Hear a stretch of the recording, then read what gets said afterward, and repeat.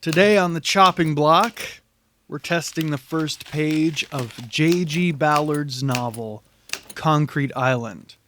J.G. Ballard is a fascinating writer. I had no idea just how interesting a life this guy had. I'll just talk about him briefly before we get into the test here.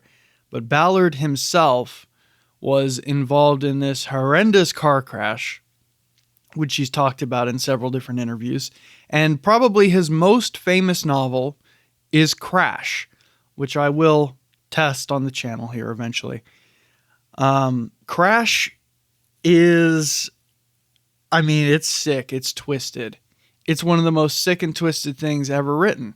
It's sort of like sexual perversion combined with car crashes. So Ballard is one of those writers that basically just goes there.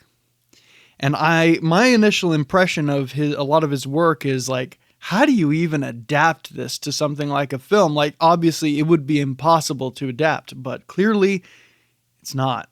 And I still need to see Crash, directed by David Cronenberg, but apparently it is adaptable to film, and it's some pretty upsetting stuff. Today's title, I don't think, is quite as upsetting as Crash, but it is nonetheless a fascinating concept. So this is Concrete Island. To give you an idea of what this book is about, it's Robinson Crusoe, man stranded on an island, except Ballard has Ballardified it, and he is not on an island, he is on a concrete island. He is in basically a barren, man-made concrete landscape. And things play out from there. So let's go ahead and start with the first page. Number 1, Through the Crash Barrier. Soon after 3 o'clock on the afternoon of April 22nd, 1973, a 35-year-old architect named Robert Maitland was driving down the high-speed exit lane of the Westway interchange in central London. 600 yards from the junction with the newly built spur of the M4 motorway, when the Jaguar had already passed the 70-mile-per-hour speed limit, a blowout collapsed the front near side tire. The exploding air reflected from the concrete parapet seemed to detonate inside Robert Maitland's skull. During the first few seconds before his crash, he clutched at the whiplashing spokes of the steering wheel, dazed by the impact of the chromium window pillar against his head. The car veered from side to side across the empty traffic lanes, jerking his hands like a puppet's. The shredding tire laid a black diagonal stroke across the white marker lines that followed the long curve of the motorway embankment. Out of control, the car burst through the palisade of pinewood trestles that formed a temporary barrier along the edge of the road. Leaving the hard shoulder, the car plunged down the grass slope of the embankment.